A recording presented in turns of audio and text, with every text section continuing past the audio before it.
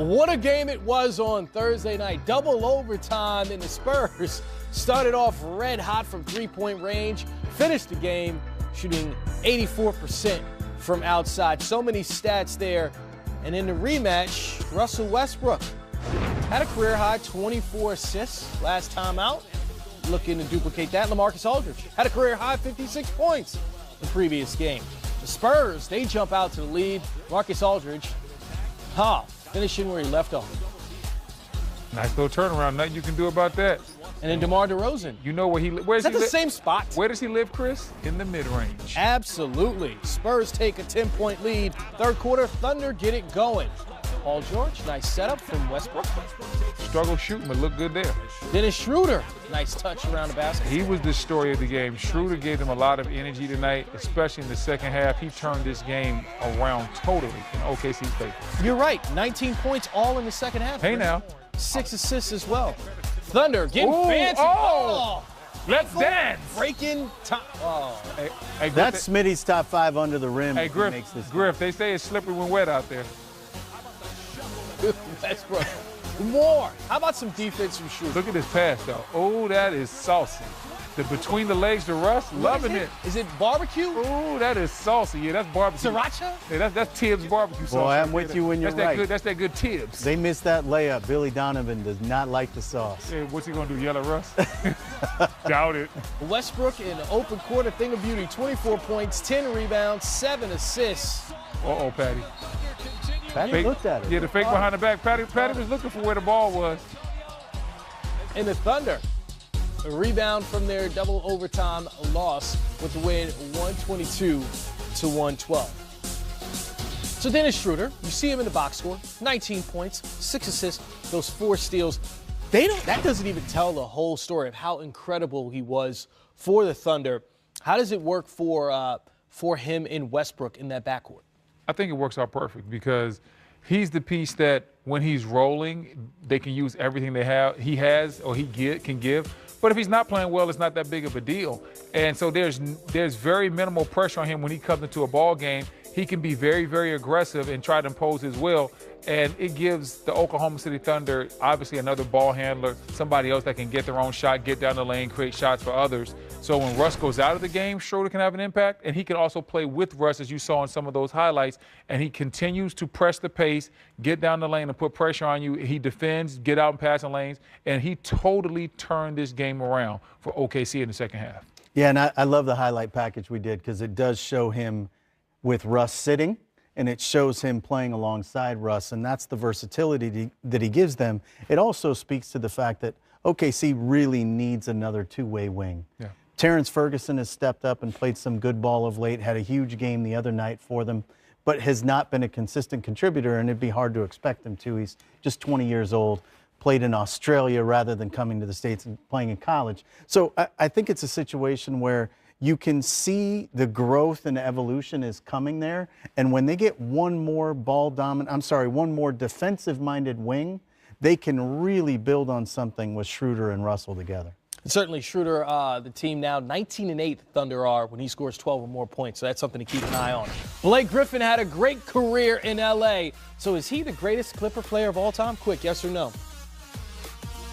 Quick, Griff? I don't do quick. I'm sorry. Go ahead. Is he? I don't know. Yes. That's damning him with faint praise. Yes, he's the greatest Clipper. They both say yes. Who will be the next best? Maybe Danny Manning? Well, check Chris this Paul. out. Steve Chris Paul Ballmer comes to mind. going for a handshake, and Blake Griffin looks as if he blows him off. Blake talked about it a little bit later. We'll get to that. The L.A. crowd, though, loving having him back in the building, and we see why in the first quarter. Blake, that's the latest part of his game, extending that range the past couple of seasons. It's been more consistent. Yeah, this is where I like to see Blake. Inside, playing bully ball, imposing his will. But he's diversified his portfolio. He can step out here, shoot this three-pointer as well.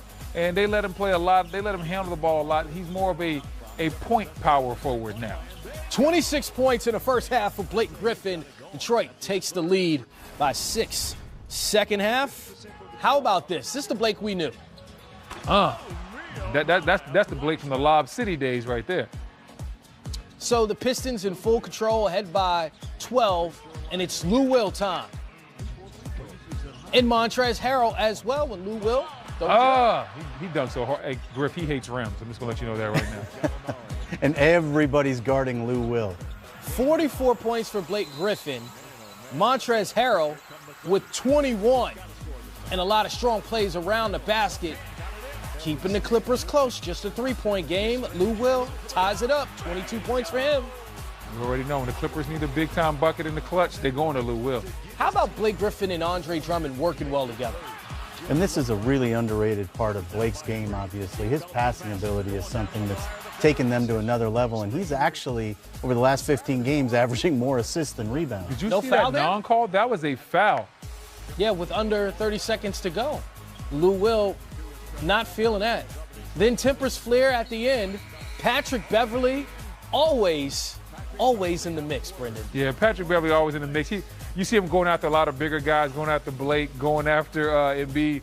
One of these days, somebody just needs to let Patrick Beverley go after one of these guys and see what he can do. I want to know, can he actually fight? And we can't overlook the 20 points and 21 rebounds from Andre Drummond as well. But getting back to the very beginning of this highlight, here's Blake Griffin on that Steve Ballmer incident before the game. Can't say that I really prepared for it. I mean, I looked forward to seeing people that I hadn't seen in forever, people that, like I said, I've grown to be very, very close with over my time here. And but most importantly, I mean, for us, this is a part of the season. I mean, we need wins right now. So coming in and focusing and getting that done was the most important thing for us. For 9 years now, as soon as I'm done doing my pregame shooting, I make sure there's a path and I take off running to the locker room and I don't stop running. So. A lot of you know that. A lot of you have been here for a long time, and a lot of you have seen me do that before. So I don't change that for anybody. To tweet out something like that, like what you did, I thought was kind of because you know that. But that's what it was, plain and simple. It wasn't anything planned. Every single game I've done this for I don't know how long. So. Would you shake his hand if it wasn't prior to your warm-up? I'm honestly not here to answer hypothetical questions, to be honest.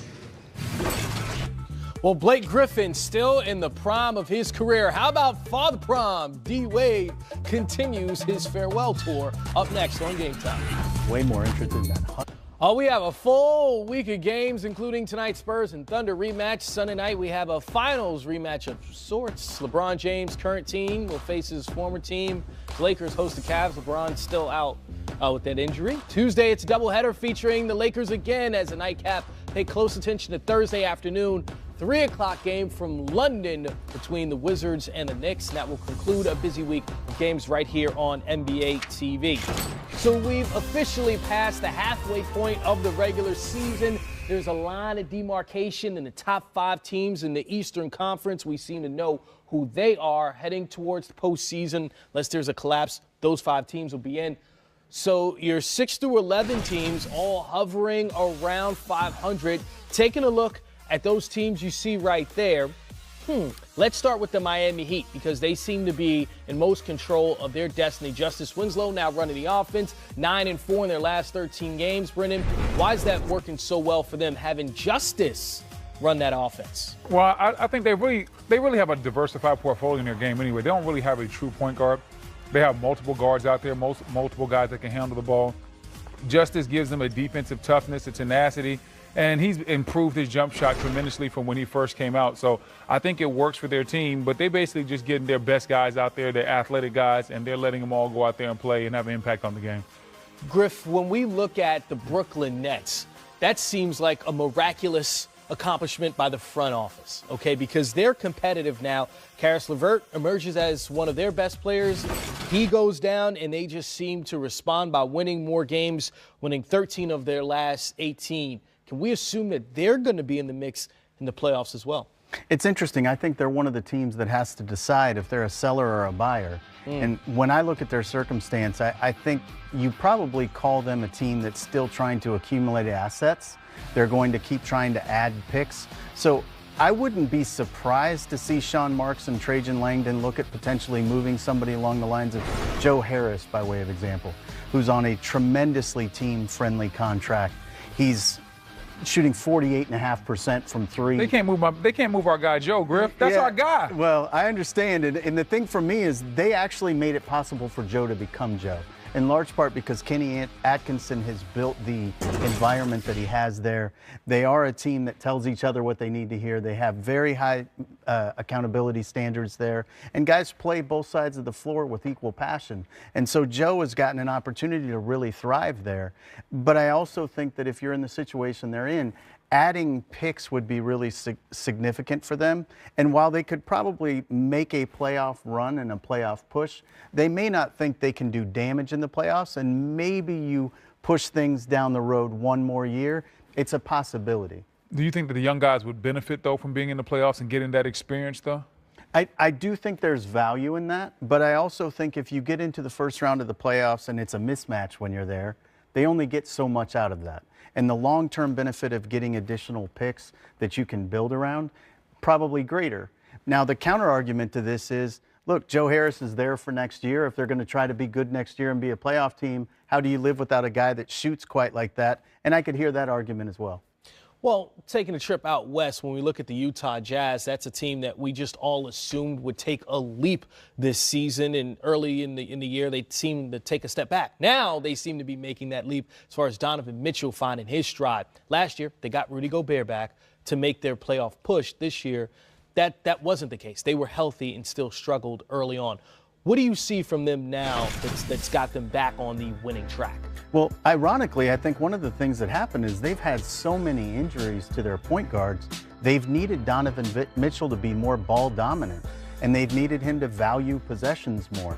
I think Donovan was really struggling early on with the quality of shots he was taking. His decision-making was lacking a little bit, and I think what you've seen in the absence of the other available playmakers, he's sort of taken the onus to be a little bit more mindful of quality of shot, getting other people involved. And certainly the number one issue is they've committed themselves to the defensive side of the floor at the same rate they did last year. They were all about overachieving at one point last year, and they came into this season maybe thinking they were better than they were. They're a young team. They're not used to taking people's best shots. But the schedule gets a lot easier from here on out from them, and you should see them be able to make some strides. Yeah, and another thing is that Rudy Gobert has played very strong for them as well. He's continued to be beastly on the boards. He has been big inside. He has been eating the glass, 13 rebounds per game on the season. And when you have a big man in that like that that's giving you those extra possessions, he's able to block shots at the rim. He's able to control the paint on both ends, and that has a value for a team like Utah that's, they're not the most talented up and down team in the world. So a guy that can, when you slow it down, a guy that can have an impact defensively and then give you extra possessions on the other end, he's key for you. Also, he closes out possessions with great defensive rebounding. I also think one of the things that happened to them early in the year is the new defensive rules took a big impact on them. It had a big impact on them and took a little while for them to figure out how to adjust to it, because both Joe Ingles and Jay Crowder can be very good defensively, but they were doing it with a little bit of physicality at one point. So they had to adjust to that. And when you also don't have ball-dominant play creators like a lot of the better teams in the Western Conference, if that's going to be something that's at a premium because the officials are letting you drive now with almost impunity, not having another driver is a big issue as well. Well, certainly the Houston Rockets have a guy driving that team, and James Harden and what he's accomplishing as you see the Rockets just skyrocketing up the standings. But then we also look at the Sacramento Kings, right? They started off red hot, 3-6 in their last 9. That backcourt dynamic at times with De'Aaron Fox and Buddy Hield. But do you think they're still a season away from being a team you can see in the postseason and able to try to contend to at least win a round? Certainly win a round, I think that's true. I think it's interesting the two teams you just mentioned, Houston and Sacramento, one after the other, because you've got teams that are trying to play the complete opposite style of ball. Sacramento wants to force tempo as often as they can, and what happens in a circumstance like that, particularly with a young team, is you will be a very high turnover team. You will be somewhat mistake prone. De'Aaron Fox has been special good to this point. I think as he continues to grow and evolve, the expectation that team should have of itself will grow as well, because he is a guy who can take them a very long way. But again, they may have been a year ahead of themselves. Yeah, I think this team is a year away. I think this backcourt is very good. they do have the outside chance to maybe sneak into the playoffs and maybe grab that 8th seed or the 7th seed. But a young backcourt like this is still going to take some time. There's still going to be some things that they're going to need to learn, some bumps in the road that they're going to go through. And I think they're going to be better for it.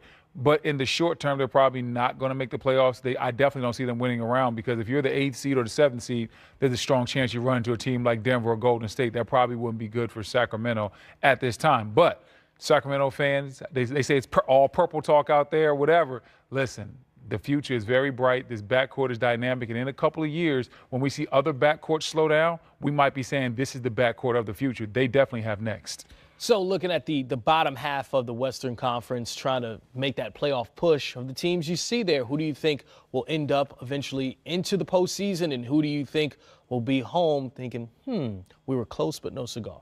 Well, two of the teams that are outside the playoffs and just outside the playoffs right now that stand out to me, Utah, despite all the injuries that they have. Absolutely. Because they have the easiest schedule against the rest of the way in the entire league, which is hard to do in the Western Conference. Their opponents have a 48% winning percentage the rest of the way. That's a much easier road to hoe than some of the teams that are above them. And then I look at New Orleans. And both of these teams have the best scoring differential of the teams that are just on the outside of the playoffs.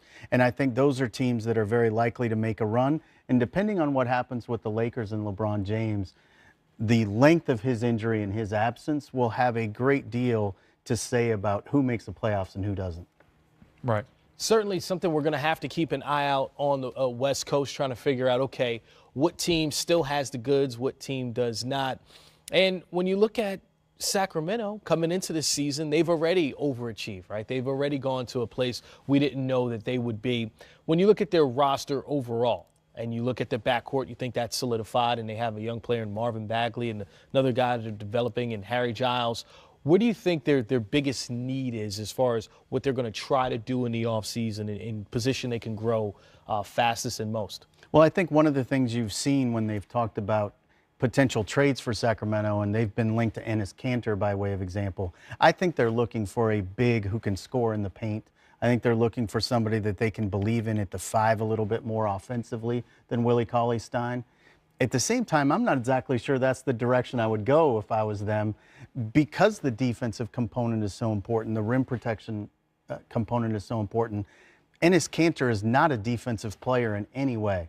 And a team that wants to play that fast, giving up that many possessions, playing with 5s that aren't going to protect the rim would scare me quite a bit. So I understand that they want some interior presence, but I think they may be better off just letting it grow together with the young kids. Right.